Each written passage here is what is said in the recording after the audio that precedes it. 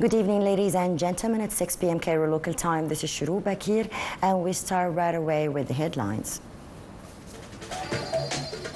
Prime Minister Mustafa Madbouli attends a celebration marking 10 years since the start of the Takaful Karama program.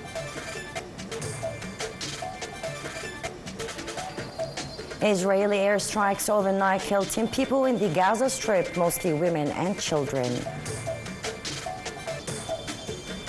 And a ceasefire in the conflict between India and Pakistan was shaken by overnight border fightings.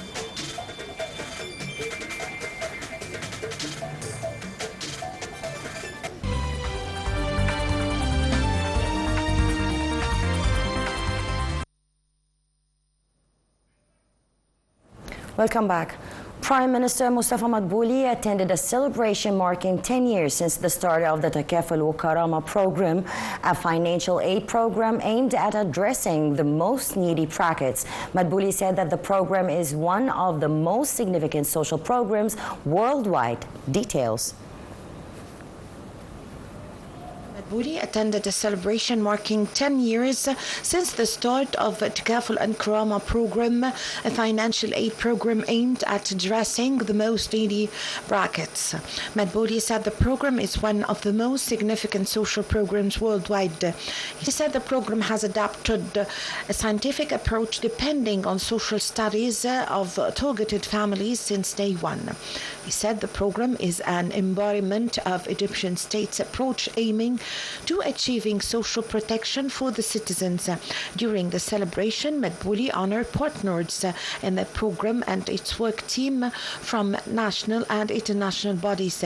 Speaking before the event, the Health Minister and Deputy Prime Minister Dr. Khalid Abdel Ghaffar said various developmental projects by the state had a positive effect on the health of the citizens. He said the program is a success for the Egyptian society. Minister of Social Solidarity Maya Morsi also addressed the event. She said that 1 million families are now covered by the program. She also added that the program have witnessed many developments, including the increase of 25% in financial aid in accordance with the directions of President Abdel Fattah al-Sisi. In his speech before the event, Minister of Finance Ahmed Kujuk said the program is an axis for social protection. He said the state have embarked on establishing another program to provide aid for the most needy families. Minister of Planning, International Cooperation and Economic Development, Dr. Ranyan Mashat, speaking before the celebration, said that the state was keen on adopting social protection programs in line with the economic reform scheme. She also added that the Takaful and Karama program does not only provide financial aid, however, also works on boosting economic empowerment. Foreign Minister Abdel Ati stressed Cairo's stand in support for the need to reform the UN Security Council. He was speaking as he received Kuwait's permanent representative to the UN in New York, who is also ahead of the governors' talks for the reform of the Security Council. Abdel Ati said Cairo's negotiation stance is based on the African approach, which follows the CERT announcement and the Arab stand. During the talks, Abdel Ati hailed the role of Kuwait in presidency of governance negotiations to reform the Security Council.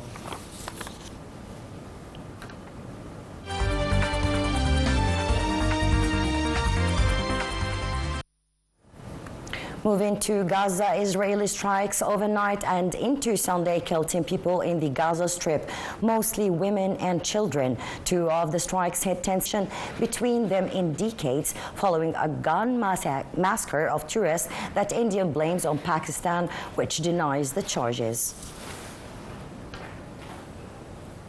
Top Iranian and U.S. negotiators resumed talks on Sunday to address dispute over Tehran's nuclear program in a push for programs as Washington hardens its stance ahead of U.S. President Donald Trump's Middle East visit. Though Tehran and Washington both have said they prefer diplomacy to resolve the decades-long dispute, they remain deeply divided on several red lines that negotiators will have to circumvent to reach a new nuclear deal and a avert future military action.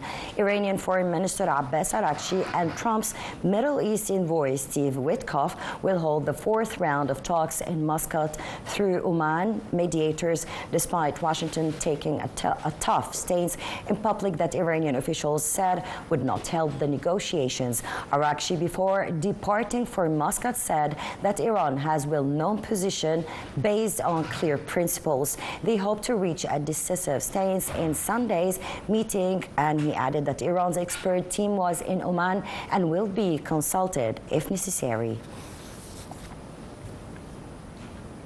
Russian President Vladimir Putin on Sunday proposed direct talks with Ukraine on May 15th in the Turkish city of Istanbul that he said should be aimed at bringing a durable peace and eliminating the root causes of the war. Putin added that Russia was proposing the talks also to achieve the restoration of a long-term lasting peace rather than simply a pause for retreatment. Despite pressure from U.S. President Donald Trump and repeated warnings from European powers, Putin has offered few conditions towards ending the conflict. He said he would speak to Turkish President Tayyip Erdogan later on Sunday about facilitating the talks, which he said could lead to a ceasefire.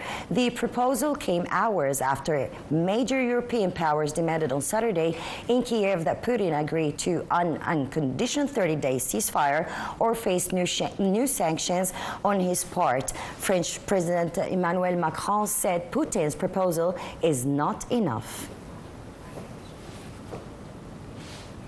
Ukrainian President Volodymyr Zelensky said that Kiev would meet with Moscow for talks in Istanbul on May 15th, but said that Russia must first commit to a 30-day ceasefire starting on Monday. Zelensky said he saw a positive sign from Russia, and the warning signs have not held direct talks since March 2022, shortly after the Kremlin launched its invasion in February of that year. Zelensky's comments came after Russian President Vladimir Putin proposed that Kiev and Moscow meet on May 15th.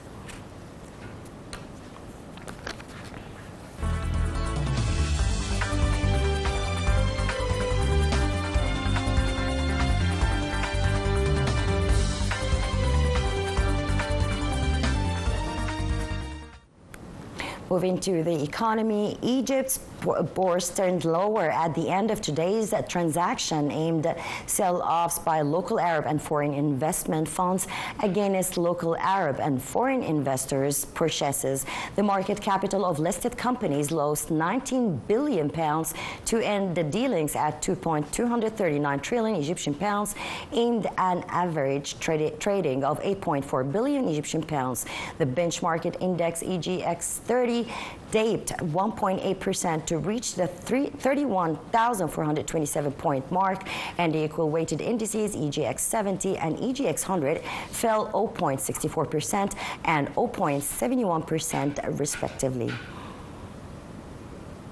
Talks between top U.S. and Chinese officials resumed for a second day today after U.S. President Donald Trump voiced optimism over the negotiations aimed at declating trade tension sparked by his tariff rollout. Trump praised the very good discussions and deemed them a total risk, negotiated in a friendly but constructive manner. Earlier, China described the talks in Switzerland as an important step in promoting the resolution of the issue. The discussions are the first time senior officials from the world's two largest economies have met face-to-face to tackle the important topic of trade since Trump slapped Steve New-Levis on China's last month, sparking a robust retaliation from Beijing.